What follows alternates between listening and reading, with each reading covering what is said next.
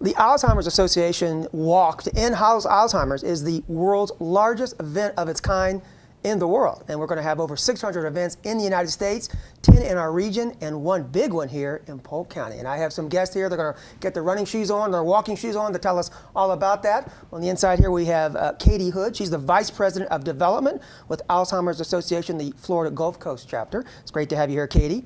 Also, Stephanie Thompson, the Senior Program Specialist, Director for Early Stage Programs with the Alzheimer's Association, also the Florida Gulf Coast chapter. Great to have you here, Stephanie. Thank you. And Dennis on the end, Dennis Krupinski, he actually has early stage Alzheimer's. So Dennis, I really appreciate you being here. You're a past walk participant, I believe, again, this year as well. Sure.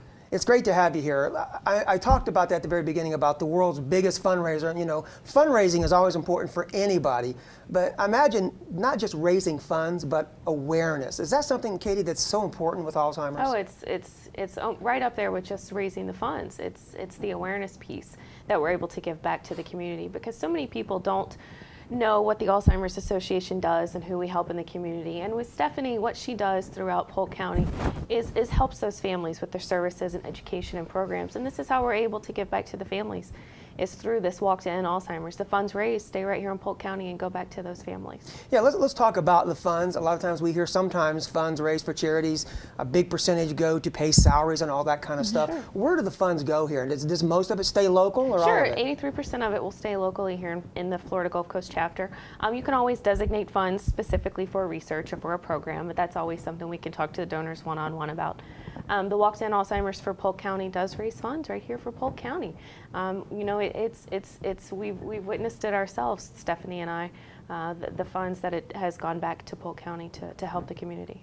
Stephanie, let me ask you about the scope of Alzheimer's. Sure. I'm reading statistics, and they vary, but experts are saying about 5 million Americans? Yes, over 5 million Americans do have a diagnosis of Alzheimer's disease. But if you think about a broader perspective, families are affected too. Alzheimer's disease isn't just an individual disease, it affects the entire family. So if you just want to say everybody with Alzheimer's has one family member, you know, that number automatically doubles. So that number is a lot larger. And then you have other types of dementia too. We have vascular dementia, Lewy body dementia, frontal lobe dementia, and so on. There's many of them. The Cleveland Clinic, I think, at one point documented 62 different types of dementia. So it's complicated. So when we say it's a walk to end Alzheimer's, we are talking about Alzheimer's disease, but also other types of dementia. You know, you mentioned, what, 62 variations, because we have a tendency to lump everything, Yes. Alzheimer's, I'm losing my memory. And, you know, it's funny, that's a punchline for a joke. Everyone says, oh, I can't find my keys, having a senior moment. But I imagine it's not funny. And Dennis, I appreciate you coming on and sharing your personal story and being involved. And early stage Alzheimer's, when were you first diagnosed? Back in 2011, and you know, I'm in my mid-50s, and so it was quite a shock to me. But it's in my family. My mom had it, my grandpa had it. So yeah, I was kind of had a heads up, you know, but it's not something you ever want to learn about, you know. Yeah, and having to go through. Now, you've been participating. How many times have you been involved with this walk? This will be my second walk. Okay. But I tried to get involved with the association, Alzheimer's Association, right away and learn more, and you know, try to get into clinical trials and different things, and do all I can do and be healthy. And you know, I'm not just going to lay down and let it take me, because. You know, you mentioned some changes, lifestyle changes, Yes. and I know I'm also hearing that there are things that we can do maybe to protect ourselves. There's obviously risk signs you can see. And Katie, are there things we can do to kind of maybe not eliminate all potential risk, but to maybe diminish it? Sure, absolutely. There's a lot we can do. You know, healthy heart, healthy brain, keeping that heart pumping. Cardiovascular is great, exercise. Social engagement is important too. So you can kind of tackle both of those at our walks. You can get some social activity as well as some physical activity.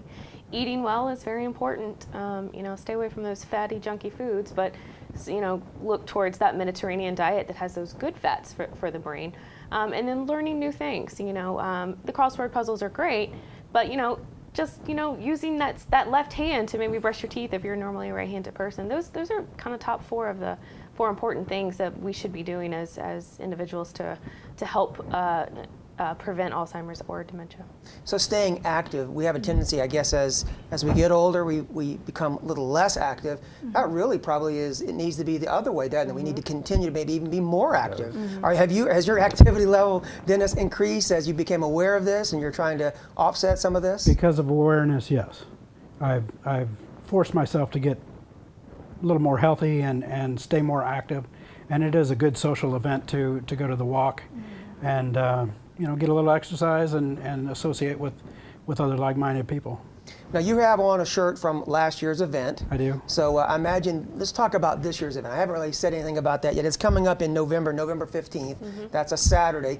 If people want to get involved, what do they need to do? The first thing you can need to do is you can go to our website, www.alz.org/walk. You can find the closest walk in your area if you happen not to be in Polk County.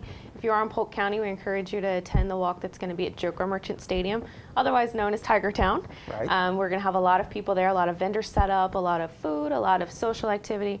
Stephanie will be there with her program people, answering any questions, helping families who may not know where to turn next.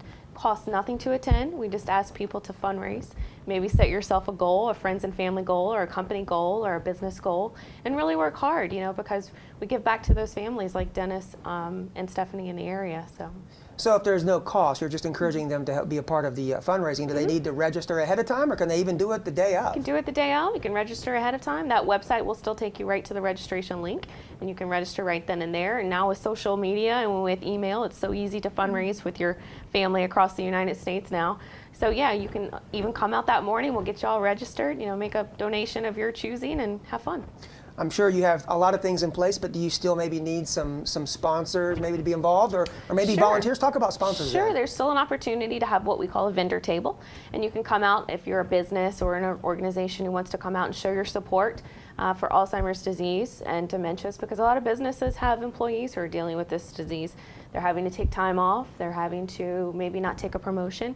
So it's affecting our business community too, so it's really important for businesses to recognize that and come out and support the cause as well. So there are opportunities for that available, and we still need volunteers to come out. Those volunteers, Dennis is a volunteer as well. He's a great help to the Alzheimer's Association to come out and, you know, help us set up and tear down and pass out water and pass out food. So you can always have opportunity to volunteer as well. And you can call the local Alzheimer's office here, 863-292-9210 or 1-800-272-3900. Either one of those numbers will connect you with us.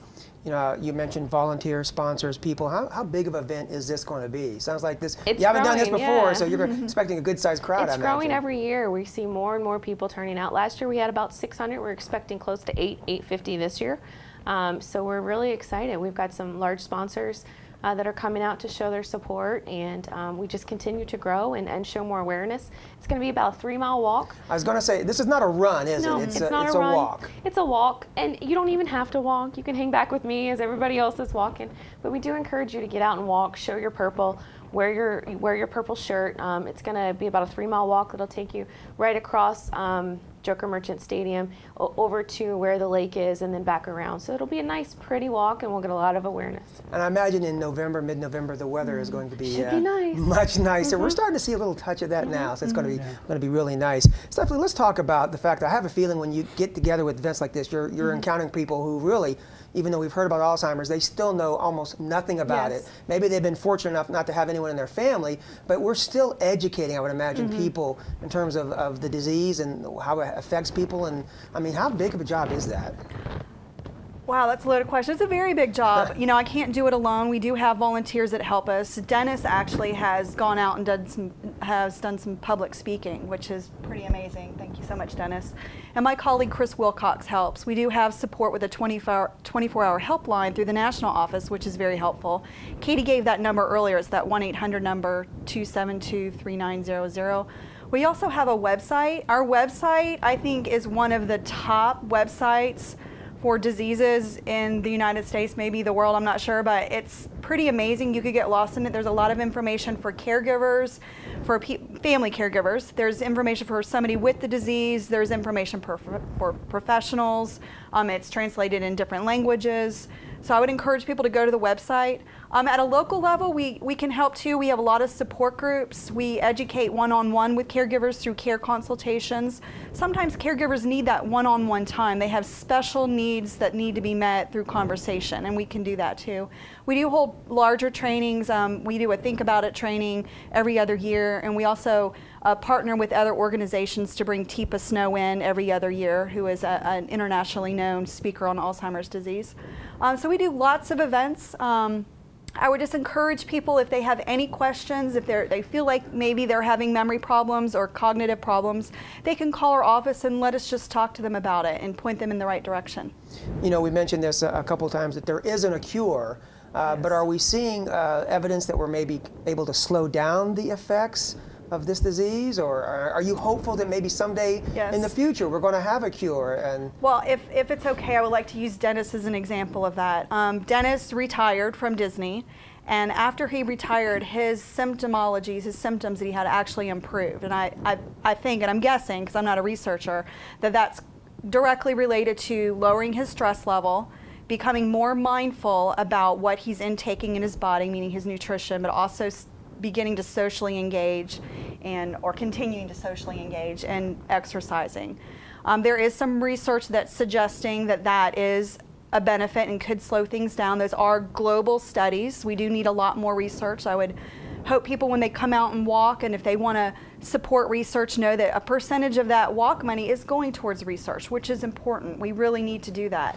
We do have a program called Trial Match, and I would encourage people to go online and look at Trial Match and consider even registering for Trial Match, because we need healthy individuals to be involved in research. We need caregivers. We need people with dementia to be in research trials. it's coming out again real quickly, November 15th. That's a Saturday. Again, give us the phone number where people can register and get more information. Sure, 1-800-292-3900. All right. Well, this is a big event. It's the world's largest. 600 of them across the country. Are they all held simultaneously or at different times? Throughout the next few months, oh, okay. September, October, November. They're all happening right now. Okay. Well, Dennis, thank you so much for coming in. I appreciate you sharing your personal story with us, and we certainly wish you the very best. And of course, Stephanie and Katie being involved with this, and I hope this event is a big success. I said that if you come out, you can be a part of a world record event raising awareness and funds to Walk to End Alzheimer's. Again, that's coming up on Saturday, November 15th. It'll be held there at Joker Marchant Stadium, which is on Lakeland Hills Boulevard in Lakeland. The walk is about 3 miles, so you don't have to go that far if you don't want to. There's no cost. They encourage you just to be a part of the fundraising effort. You can call a phone number for more information. That's 800-272-3900. Or you can go online, perhaps the best way, at alz.org, alz.org/FL Gulf Coast.